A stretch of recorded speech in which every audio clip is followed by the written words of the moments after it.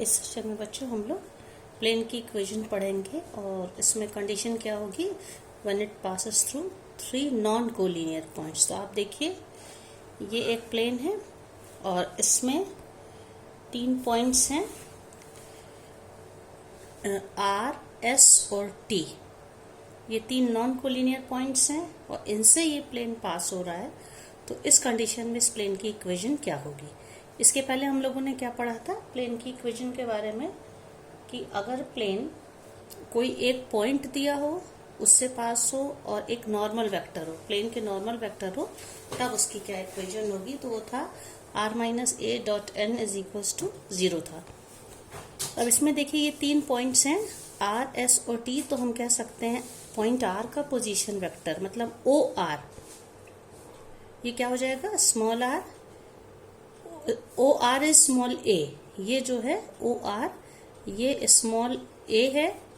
इसी तरह से OS, ये वाला जो है OS क्या है यहाँ पे स्मॉल b। और इसी तरह से जो थर्ड वेक्टर है OT, OT आप देख रहे हैं ये OT है, OT है वेक्टर, ये है स्मॉल c। अब हमने इसमें प्लेन पर ही एक कोई पॉइंट P लिया है और P का पोजीशन वेक्टर है R। तो अब अगर हम ये दो वेक्टर्स देखें RS और RT, आप देखिए RS और RT, ये दो ऐसे, क्योंकि RS और T तीनों प्लेन पे हैं तो वेक्टर RS और RT दोनों वेक्टर ये दोनों भी इस प्लेन में होंगे। आप इसमें डायग्राम में देखिए ये RS और ये RT। तो अगर हम इनका क्रॉस प्रोडक्ट लें that is RS cross RT, ये एक ऐसा वेक्टर होगा जो इस प्लेन में सबके परपेंडिकुलर होगा। ये मतलब तीनों पॉइंट R लें, S लें, T लें, P लें, जो भी पॉइंट लें सबके ये क्रॉस प्रोडक्ट ऐसा वेक्टर होता है जो इसके भी परपेंडिकुलर है और इसके भी, मतलब कि तीनों पॉइंट्स के ये परपेंडिकुलर हो गया। ठीक है, इसलिए अब हमने कोई पॉइंट मान लीजिए random point variable point P लिया है जिसका पोजीशन वेक्टर है R। इस कंडीशन में हम कह सकते हैं कि अगर हम R से PR वेक्टर अब लें, देखिए PR कौन सा वेक्टर है P2R, ठीक है, PR लें या हम कह सकते हैं तो PR लिखें या इसको RP लिखें, ये कोई भी वेक्टर है। तो इसकी ये क्या कौन सा वेक्टर हो जाएगा, आप देखिए RP वेक्टर इसमें है position vector of P minus position vector of R। तो ये क्या हो जाएगा R माइनस A, ये वेक्टर हो जाएगा। तो अब इसमें जो अभी मैंने कहा कि RS वेक्टर RS और RT इनका क्रॉस प्रोडक्ट एक ऐसा वेक्टर होगा जो इन सारे वेक्टर्स के परपेंडिकुलर होगा। इस कंडीशन में वो RP वेक्टर के भी परपेंडिकुलर होगा। तो ये RS cross RT vector RP के परपेंडिकुलर होगा, इसलिए इसका इस वेक्टर RP का RS क्रॉस RT के साथ जो डॉट प्रोडक्ट होगा वो 0, क्योंकि दोनों के बीच में 90 डिग्री का एंगल बनेगा।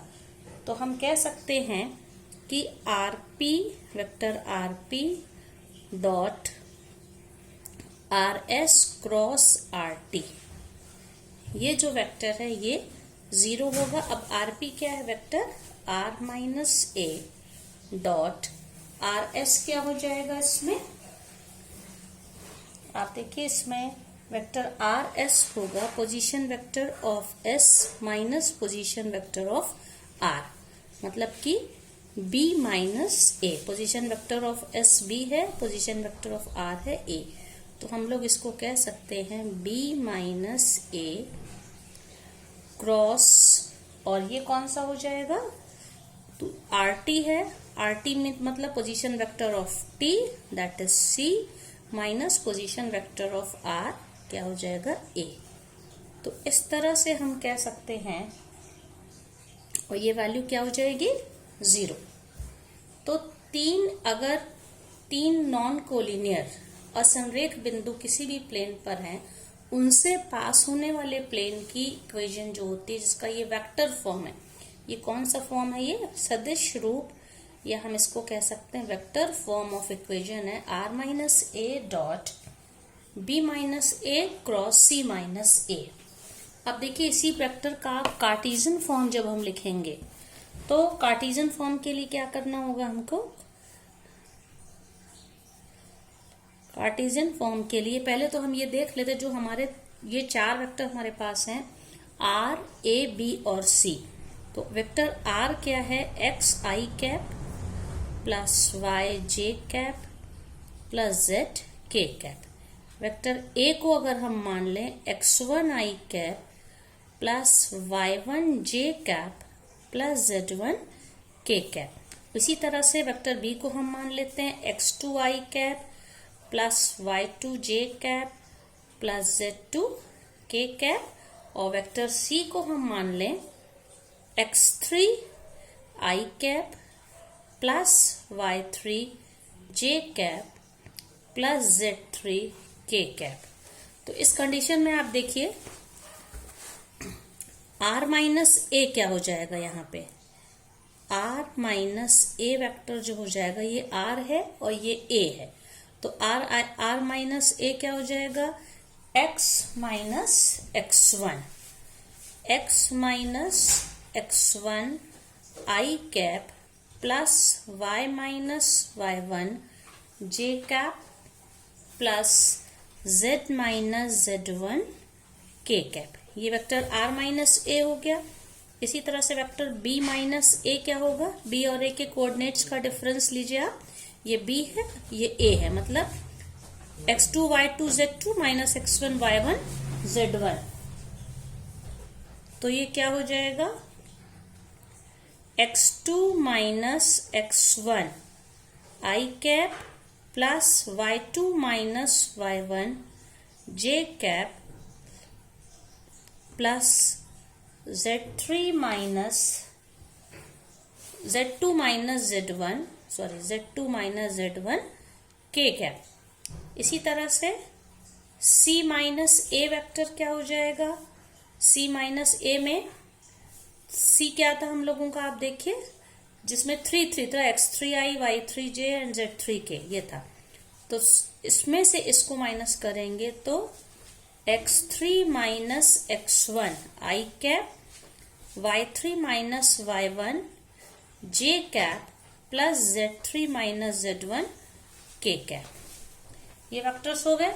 तो जब ये हम लोग पहले भी कर चुके हैं बच्चों, डॉट और क्रॉस प्रोडक्ट एक साथ लें, इस तरह का हम प्रोडक्ट लें जिसमें डॉट और क्रॉस दोनों यूज हो रहा हो, तो इसको निकालने के लिए हम इन वैल्यू को जब रखेंगे तो equation of plane in cartesian form when it passes through 3 non collinear point, ये होती है इन वेक्टर्स का डिटर्मिनेंट।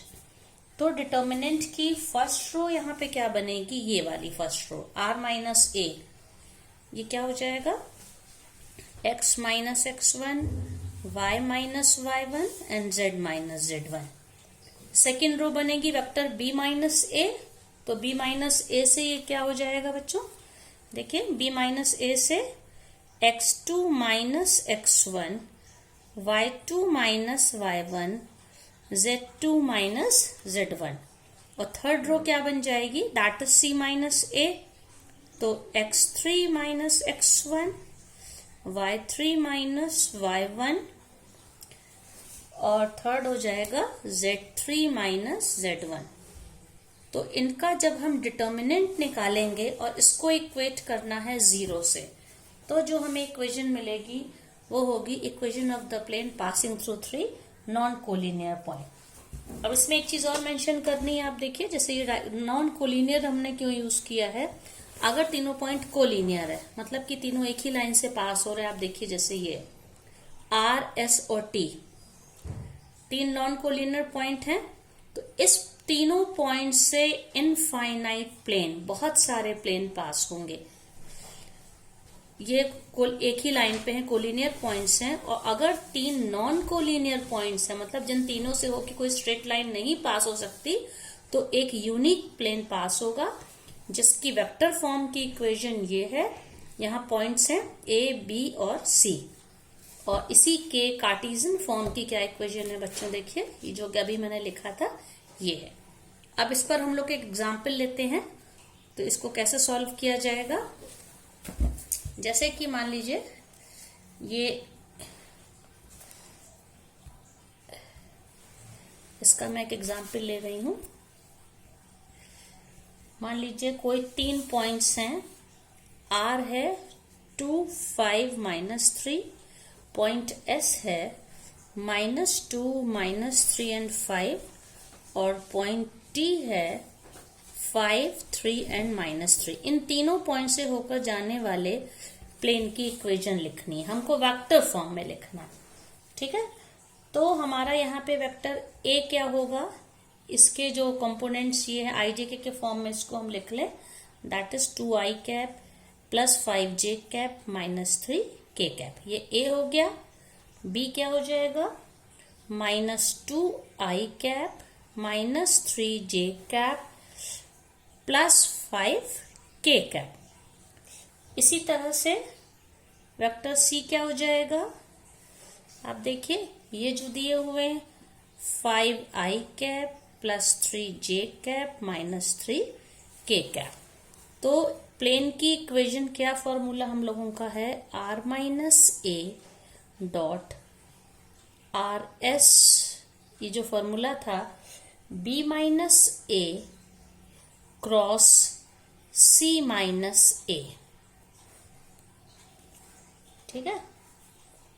और ये इसको हम इस ब्रैकेट में कर लेंगे, दिस इज इक्वल्स टू 0। अब हमें बस वैल्यूज रखनी, r माइनस ए का क्या मतलब हो गया, यहाँ पे r माइनस ए मतलब ये vector 2i cap plus 5j cap -3k cap,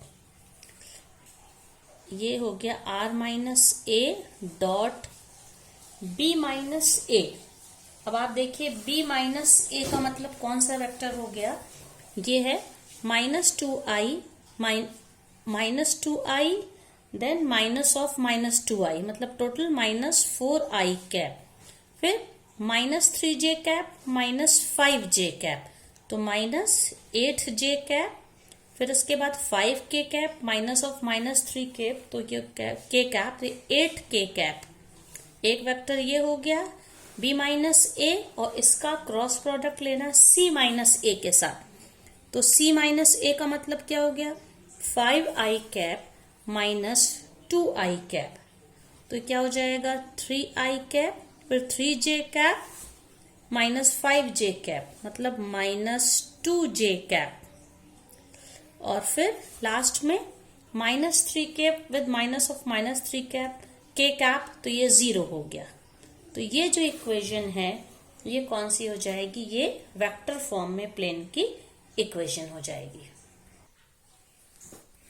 हाँ बच्चों, एक और ये देखिए, ये प्लेन की इक्वेशन है, इंटरसेप्ट फॉर्म में प्लेन की क्या इक्वेशन होगी। इंटरसेप्ट फॉर्म का मतलब है कि ये देखिए कोई पी क्यू आर प्लेन है जो कि एक्स एक्सिस पे ए इंटरसेप्ट काटता है, मतलब ये डिस्टेंस ए है, और एक्स एक्सिस पे कोई भी पॉइंट होगा तो उसका वाई और जेड कोऑर्डिनेट 0 होगा। इसी तरह से वाई एक्सिस पे उसका इंटरसेप्ट ये डिस्टेंस बी है, और जेड एक्सिस पे उसका ये डिस्टेंस सी है। तो इसकी मैं डायरेक्ट इक्वेशन बता देती हूँ बच्चों। इस कंडीशन में जो प्लेन की इक्वेशन होती है वो x upon a plus y upon b plus z upon c is equals to 1। अब जैसे तो इस तरह की जो इक्वेशन होती है इसको हम कहते हैं intercept form for the equation of the plane.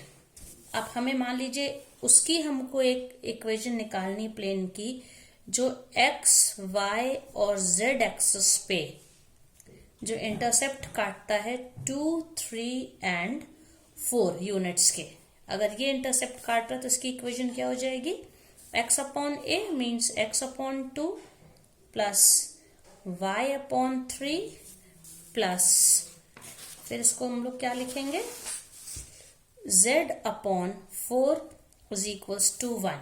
फिर इसको सॉल्व करेंगे, 2, 3 और 4 का एलसीएम 12 हो जाएगा, तो ये क्या हो जाएगा 6x plus 4y plus 3z is equals to 1 या 6x plus 4y plus 3z